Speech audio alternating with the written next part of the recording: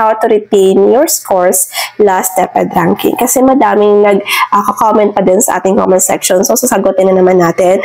Meron na yung video about this, pero sasagutin na naman natin.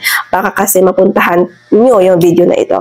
Okay, sige. So, paano nga ba i-retain yung inyong scores last DepEd ranking? So, yung gagawin everyone is, of course, diba, kapag meron na kayong scores, so hindi nyo na kailangan, kasi ngayon updated na, hindi nyo na kailangan gumawa pa ng mag-design pa ng folders, maglagay pa ng folders, i-organize nyo. O hindi, ngayon is, dadalhin nyo na lang yung original copy sa school na kung saan kayo mag-a-apply, and then isa-scan lang yan, and then, yun, naka-PDF na, and, of course, yun na yun. So, paano nga ba mag-retain everyone? So, dadalhin mo lang yun.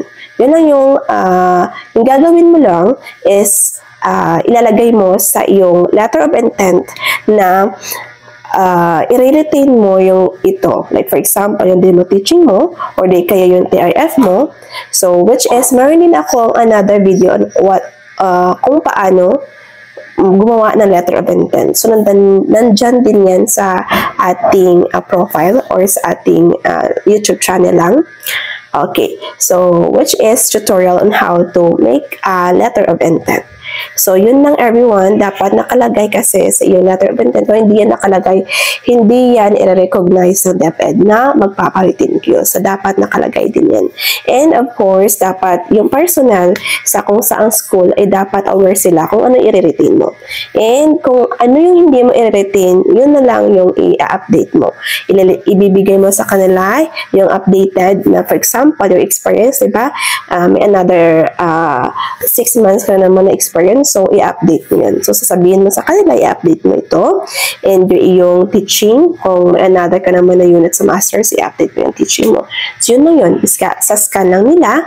And, by the way, everyone, kasi, dapat kasi na mag-register ka muna online para meron kang code or meron kang para makaparegister ka online. Yun kasi yun dapat. Before ka pumunta sa school, na-applyan mo, mag-register ka muna online. So, that's all for today, everyone. Kung nakatulong sa yung video na ito, please subscribe sa ating YouTube channel. At kung meron kayong suggestion na video na gagawin natin is feel free to comment sa ating comment section. So, that's all for today, everyone. Goodbye and God bless.